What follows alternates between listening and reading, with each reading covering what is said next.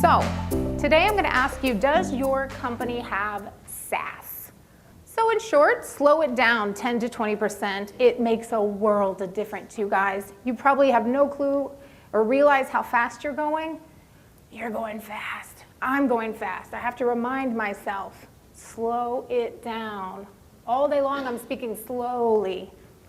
Okay? English is not their first language, as we know. So they need more time to process what they're hearing.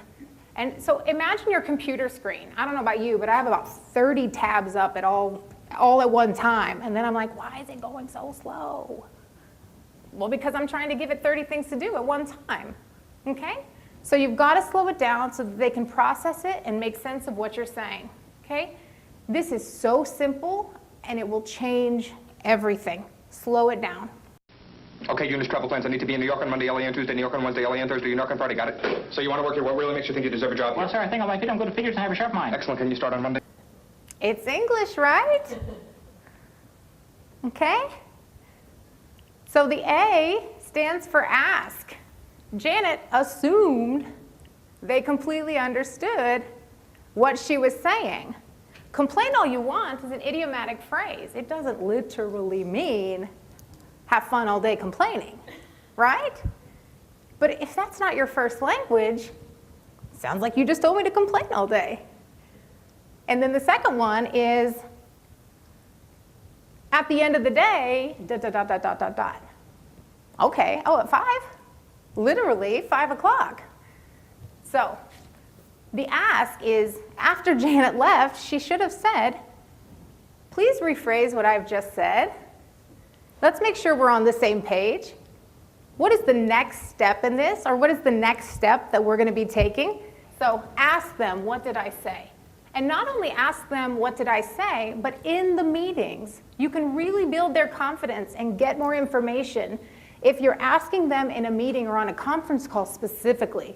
Conference calls can be painful, very, very hard to understand your second language on a conference call. Can't see the face. Very tricky. So ask them, what do you think? Okay? At the beginning, it's going to be a slow answer, and you've got to wait for it. Okay? Don't rush them to give the answer. Let them process.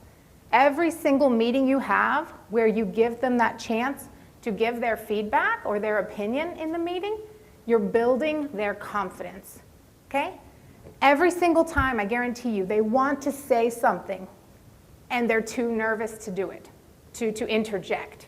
And in some cultures, interjecting is not even cool. So you've really got to ask them, please, I would really love to hear your opinion on this. And then wait and let them respond.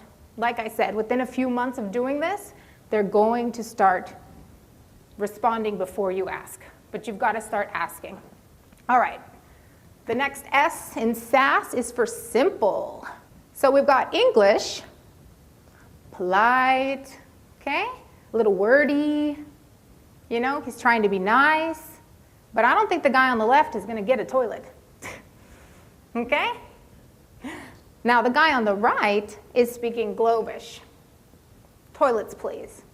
Very direct, okay? So although this is very nice and pretty, would you please be so kind as to point me in the direction of the premises where I'll find relief? Whew, it's wordy, okay? Be direct. Okay, and exactly what you need to say, and then more will get done. Let's take another look at why simplification is important. So, idioms are things like hold your horses. Okay, what does hold your horses mean? Slow down. Exactly. Okay, we know that. But did we know it at 1 year old? Maybe, maybe not, depending on how often our parents told us to hold your horses. But everyone has to learn idioms. And this kind of stuff is not often in the English textbooks.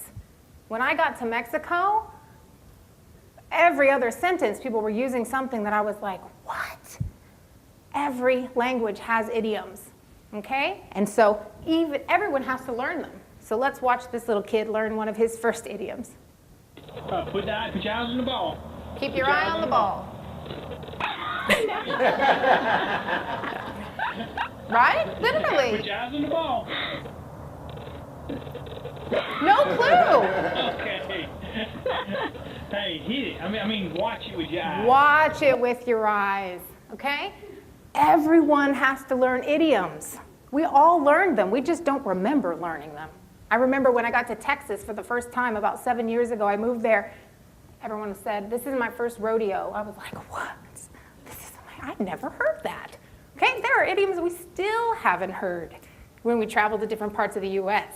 So they're certainly not being taught in the English, Spanish, French textbooks that we're learning from. That's why it's so challenging. There's always more language to learn.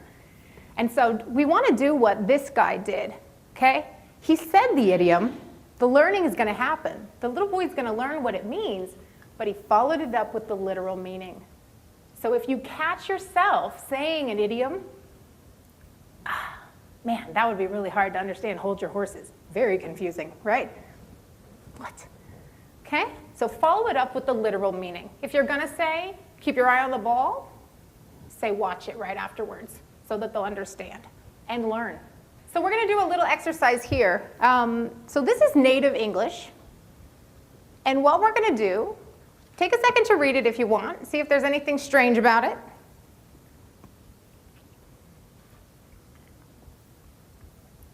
Raise your hand if you're having a rough time understanding. They're British idioms. Yep. I didn't know he was going to be here. Okay, these are British idioms. How can I make you understand what it feels like to not understand this language that you know, except using British idioms? So, take a second to read it. I got a lot of Starbucks cards, if you can guess what they mean. Okay, so since John, so you're at a conference or a meeting in the conference room with your boss, and he says, since John is arguing the toss, we need to be on our back foot in this matter. When we went to the meeting, he was really a banana skin, which is funny to me. During the next conference call, let's make sure Jennifer is there. She wears belts and braces, but is really box clever too. And your boss says to you, what do you think? Do you even know where to respond? Exactly. This is what it feels like if you're working in English as your second language or Spanish or whatever it is. Language is filled with these. Every other word. Okay? So, all right. I'm going to go to the next page and I'm just going to pick whoever wants to play. Since John is arguing the toss, being dumb, wasting time, be disapproving, raise your hand if you'd like to take a guess. Yes? C, be disapproving. Starbucks card for you. Next one is, we need to be on our back foot in this matter. Guys, I got to pick you. I only got 8. I saw your hand first. B, be on the defensive. Very, very good. Barbara, could you pass that back? All right. He was a banana skin. Was he clumsy? Did he eat a lot of potassium? Or was he difficult? Yes. C, very good. Could you guys pass that back to her? So, I want to imagine that this is you guys. This is your company, okay? You have the CEO at the front. He's looking forward. He knows that global is where everything is going. There's not going to be less global. There's going to only be more global in the future. So he's looking forward and spearheading this.